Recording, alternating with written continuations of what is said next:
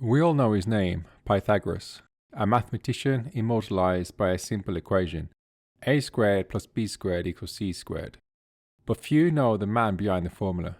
Pythagoras wasn't just a mathematician, he was a philosopher, a mystic, and the leader of one of history's most unusual religious cults.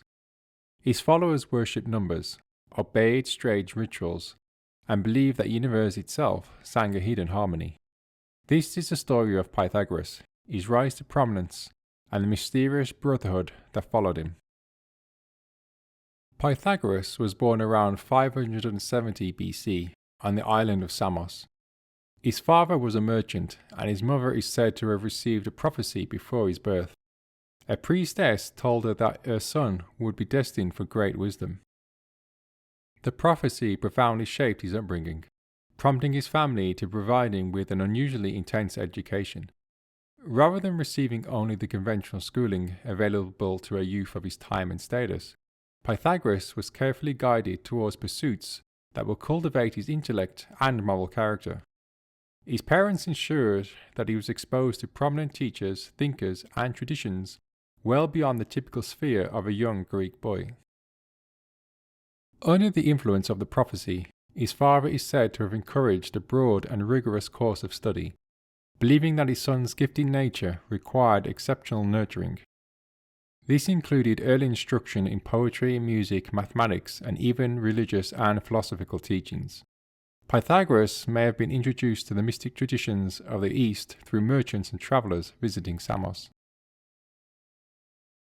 According to ancient biographical traditions, it was often reported that Pythagoras' intellectual mentors, particularly Thales of Miletus and possibly Thales' associate Anaximander, encouraged him to travel in pursuit of deeper knowledge. Thales, already famed for his wisdom and studies in geometry and astronomy, allegedly advised Pythagoras to journey to Egypt, which was considered a cradle of ancient learning. There, Pythagoras could study with Egyptian priests and gain access to mathematical, astronomical, and spiritual teachings not readily available in his homeland. This council reflected a broader cultural understanding among early Greek thinkers that traveling abroad to renowned centers of learning was essential for achieving intellectual greatness. Pythagoras' father, who strongly believed in his son's extraordinary destiny, likely supported and facilitated these travels as well, ensuring that Pythagoras could follow through on such advice. Ultimately, the prophecy did not merely predict Pythagoras' future achievements, it helped shape the carefully structured education that would enable him to realize them.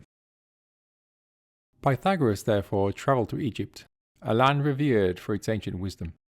Arriving in Memphis, the seat of Egyptian learning, Pythagoras was introduced to the priests of Heliopolis. These were men who used geometry not just to measure the earth, but to understand the heavens. For nearly 20 years, Pythagoras studied under these priests, absorbing lessons in sacred geometry and the alignment of celestial bodies. The pyramids themselves were a testament to the harmony of mathematics and divine proportion, a harmony that deeply resonated with his philosophy. The years in Egypt weren't solely about formal study, they were also about immersion in a cultural and intellectual environment known for its antiquity and wisdom. The combination of advanced mathematical traditions and a well-developed religious and moral framework left a deep imprint on Pythagoras. Later, when he established his own school, he integrated these elements: mathematical rigor, religious ritual, moral discipline, and a conception of the cosmos rooted in harmony and order into a philosophical system he would become famous for. Pythagoras' quest for knowledge took a surprising turn when Egypt was invaded by the Persian Empire. Captured and taken to Babylon, he found himself among the Magi, a priesthood renowned for its mystical practices and astronomical expertise. In Babylon, Pythagoras encountered something extraordinary: the concept of the music of the spheres. The Magi believed that the planets, as they move through the heavens, produce a divine harmony, a symphony of the cosmos. Though inaudible to human ears, this music represented the mathematical order of the universe. Pythagoras was captivated by the idea, and it became central to his philosophy. When Pythagoras returned to Greece, he brought with him not just knowledge but a vision. Settling in the Greek colony of Croton, a prosperous city in southern Italy, he began to attract followers from all walks of life. They were drawn to his charisma, his teachings, and the promise of enlightenment through numbers. Pythagoras established what he called a school, but in truth it was much more than that. It was a secretive brotherhood, devoted to the worship of numbers and the pursuit of universal harmony. Members lived communally, gave up personal possessions, and adhered to strict moral and dietary rules. The Pythagorean community was highly secretive. Prospective members underwent a lengthy period of silence, often said to be 5 years, during which they listened to lectures from behind a curtain, never seeing their master. Only after passing a series of tests and demonstrating the requisite moral, intellectual, and spiritual qualities could they become fully initiated. Speaking out of turn or revealing secret teachings could result in expulsion or even more severe consequences. The Pythagoreans followed a strict regime of vegetarianism, which was itself unusual in the Greek world, where meat, although not the primary staple, was commonly consumed at feasts and religious sacrifices. Most famously, they forbade the eating of beans. Various explanations have been offered for this being taboo. Some sources say beans were associated with impure bodily functions, or used in political elections, where beans might represent votes. Others saw them as containing the souls of the dead, linking beans to reincarnation and the transmigration of souls. Regardless of the reason, this rule was a hallmark of the group's identity and often cited by outsiders as particularly strange. The Pythagoreans lived in a quasi-monastic setting, sharing the possessions communally. This idea of collective ownership and mutual support set them apart from the typical Greek household structure. Wealthy initiates turned their property over to the community, symbolizing their commitment to a life focused on spiritual and intellectual pursuits rather than personal gain. The group believed in the transmigration of souls, the cycle through which souls are continually reborn. Thus, their strict codes of conduct, including dietary restrictions, were forms of ritual purity aimed at preparing and purifying the soul, eventually allowing it to escape the cycle of rebirth. Many everyday activities took on religious significance. Waking at certain times, performing certain prayers or chants, and practicing bodily exercises to achieve harmony of mind and body. Unlike many other exclusive philosophical groups of the time, the Pythagoreans included women, who were able to study and participate in the community. However, the moral and behavioral codes were strict for everyone. Dress, speech, even laughter were regulated, intending to instill discipline, harmony, and self-control as a means to approach divine truth. While not unusual in the sense of being eccentric, the degree to which Pythagoras' group treated mathematics and numerical relationships as mystical and divine was extraordinary. Numbers were not just abstract tools, they were the secret language of the universe. Studying geometry, ratios, and harmonies was akin to partaking in a sacred rite, bridging the human and the divine.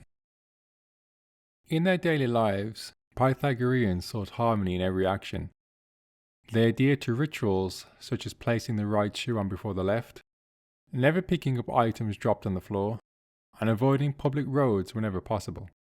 To outsiders, these rules seem bizarre, but to the Brotherhood, they were a path to transcendence, a means of avoiding chaos and aligning with the divine order of numbers. Each evening, the Brotherhood gathered for meditation and reflection. They chanted hymns for the tetractors, a triangular symbol that represented the interconnectedness of all things. For them, numbers were not mere tools, but sacred entities, each imbued with cosmic significance. The number 10, represented by the tetractors, was the ultimate symbol of completeness, a union of heaven and earth. The tetractys visually represents the sum of the first four natural numbers. The Pythagoreans regarded these first four integers as the root of all numerical relationships.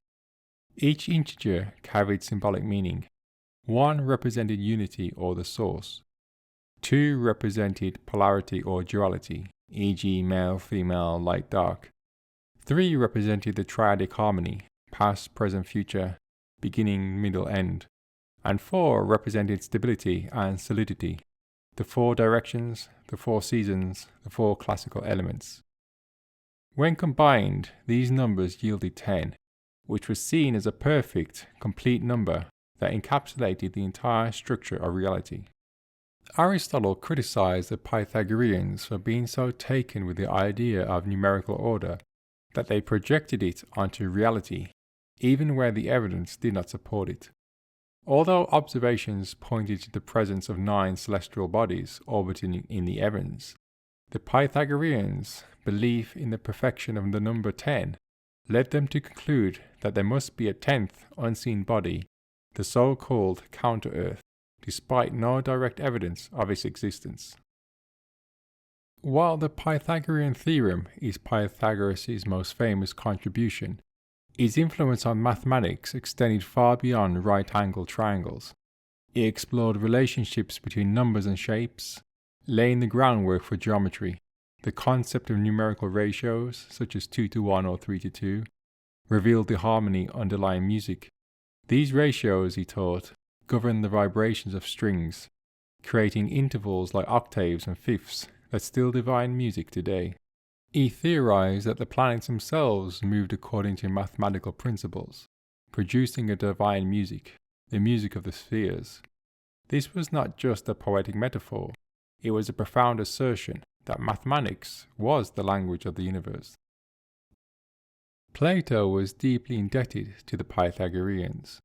Although he diverged from some of their more mystical or dogmatic claims, he built on their vision of a rational, mathematically coherent universe and incorporated their emphasis on an integrated moral and intellectual life.